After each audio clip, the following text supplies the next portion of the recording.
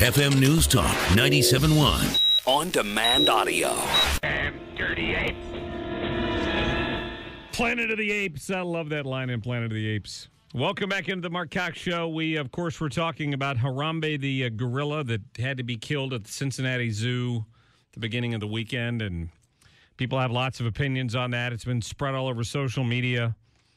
PETA has literally lost its collective mind over this.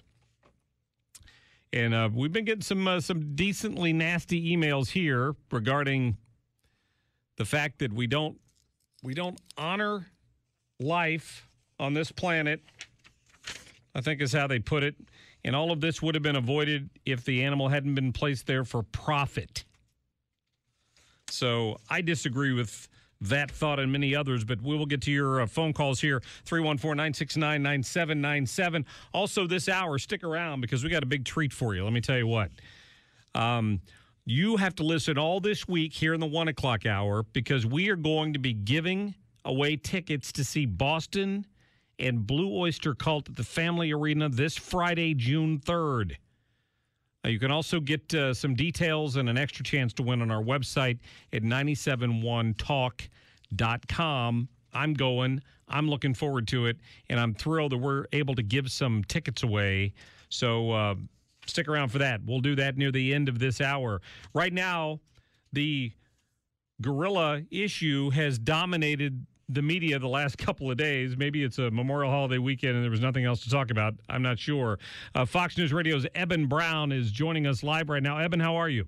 I'm well. Good afternoon. I thought I saw a headline flashed up on Fox TV earlier that the Cincinnati police are still investigating this situation. I think they may be looking into it, but as of right now, there doesn't seem to be any type of legal case that's going to come from any of this. So negligence charges against the mother, anything like that, probably off the table. I don't think so. It would be very hard to prove something like that. Look, anyone who has brought a group of kids somewhere knows that every once in a while one's going to wander off and get into something that they shouldn't. This happened to be a gorilla cage.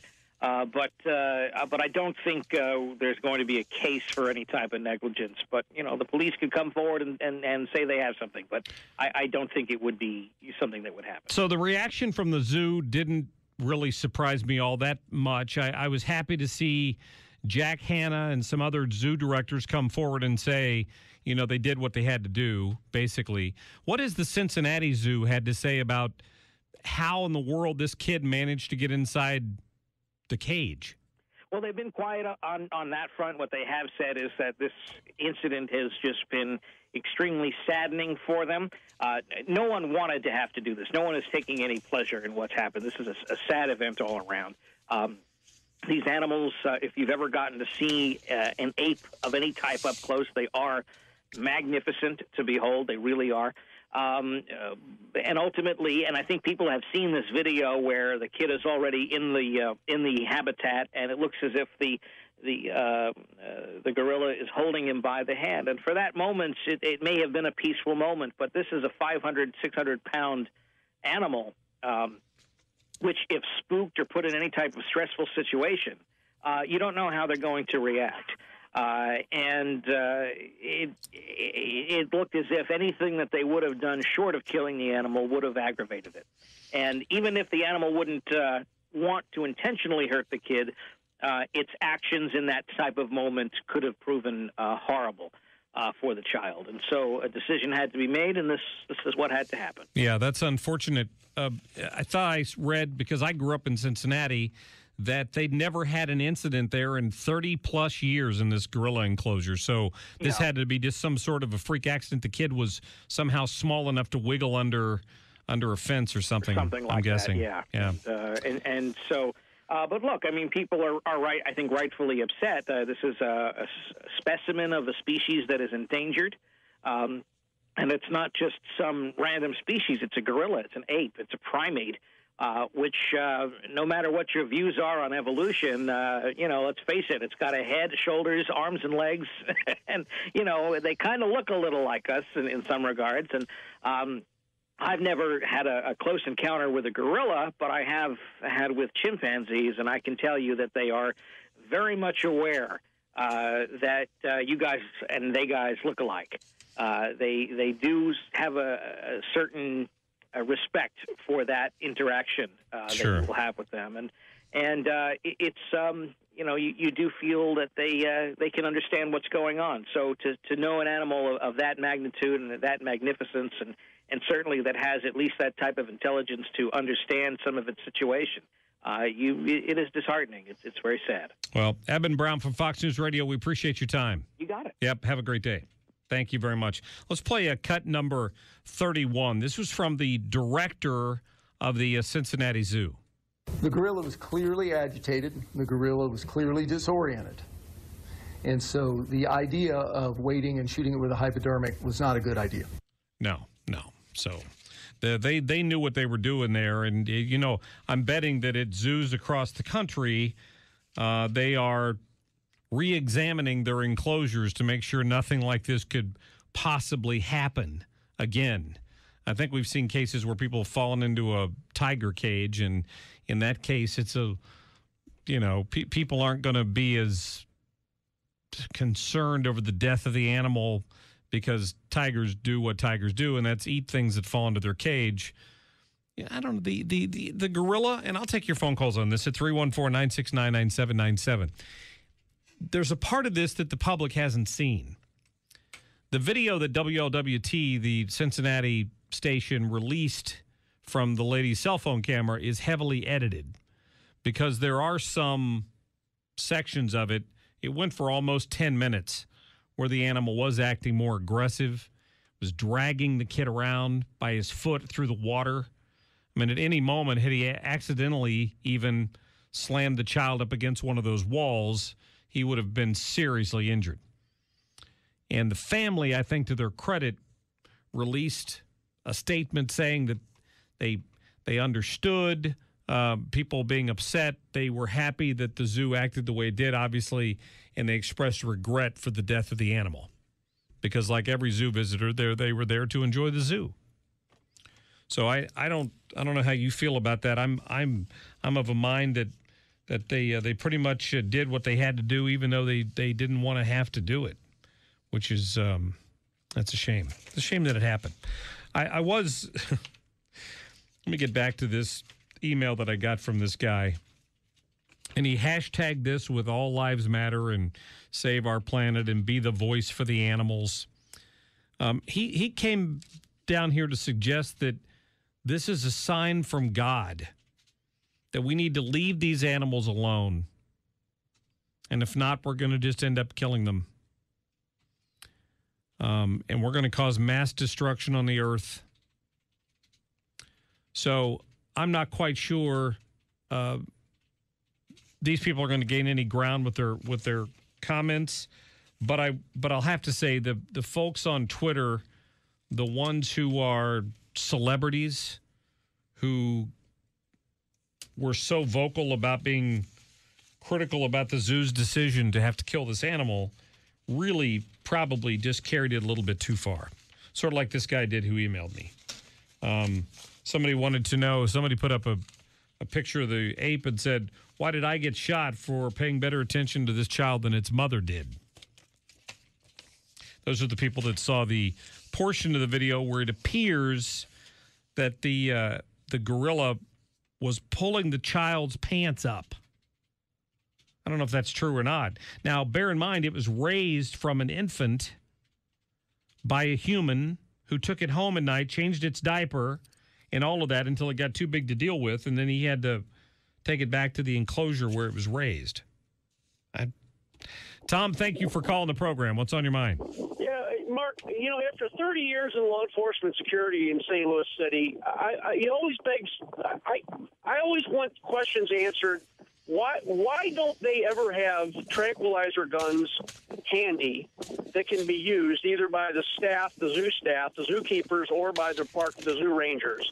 It kind of in a case of emergency break glass type deal to use if they have to do that immediately, or some sort of high-powered rifle like an M4 where they can take out this thing if they have to immediately.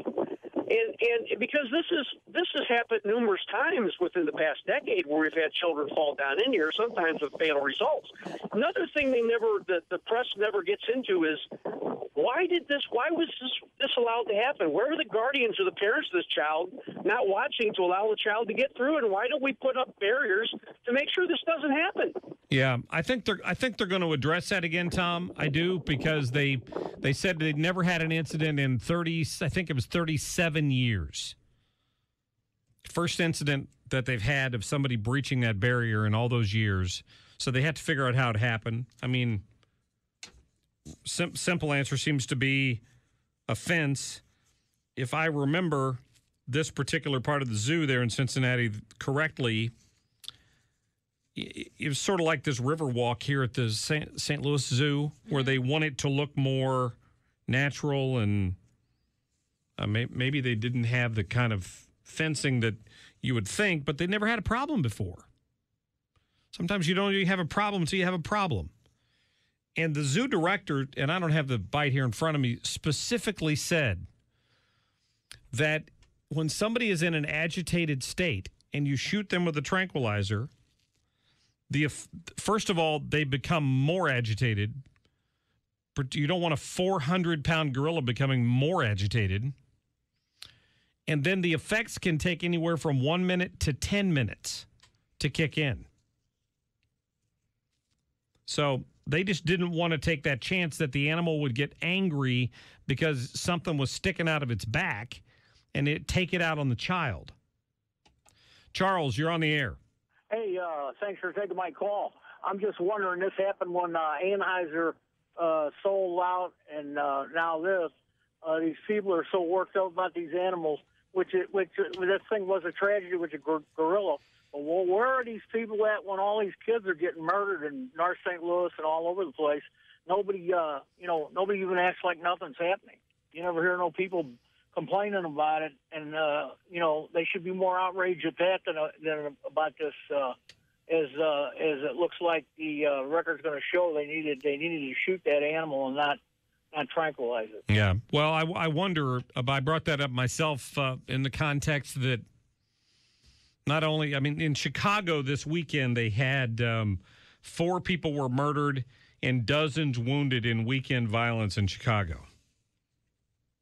Human beings gunned down, probably over drugs. Maybe some of them were super predators, but you're not allowed to say that because you might be accused of being a racist. And I don't see the PETA people up there complaining about that. Is it because they're humans? Maybe that's a good question. I mean, fortunately, the abortion rate in this country is going down, but there are still far too many children aborted, and you don't hear this kind of outcry over that. John, thanks for calling. Yes, thanks for taking my call. My personal opinion is that it is an unfortunate situation that happened, but if it comes down to a human life or an animal life, sorry, but you need to take care of human lives. Yeah, and I don't know. I seem to think that the majority of people agree with us on that. Maybe it's just a very vocal minority who've made such rear ends of themselves over the whole thing. But I hope that, I think the majority of common sense people view it that way. Mike, you're on the air.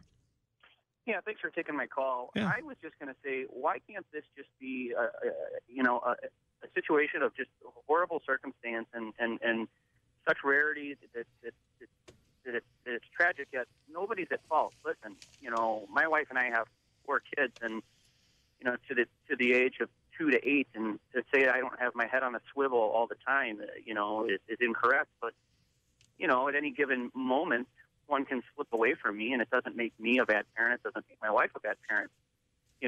To go 30 years without an incident and to have the one doesn't make the zoo a bad zoo.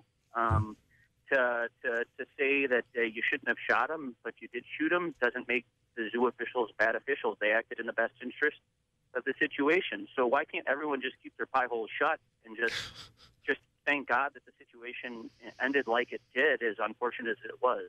Yeah, Mike, well said. Excellent point. I appreciate that. Let's go to a quick break. I'll get to your phone calls at 314-969-9797.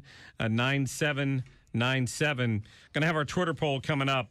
We'll let you express your opinion on the shooting of Harambe, and we'll get to Tony Colombo in here to talk about it a little later. Remember, before the end of the hour, we are going to take some callers to get them signed up for a chance to win tickets to see Boston with Blue Oyster Cult at the Family Arena this Friday, June 3rd. Hey, the tickets, $23 a piece. It's a pretty good deal. We're giving them away. How about that? Right here before the end of the show, this hour on the Marc Cox Show.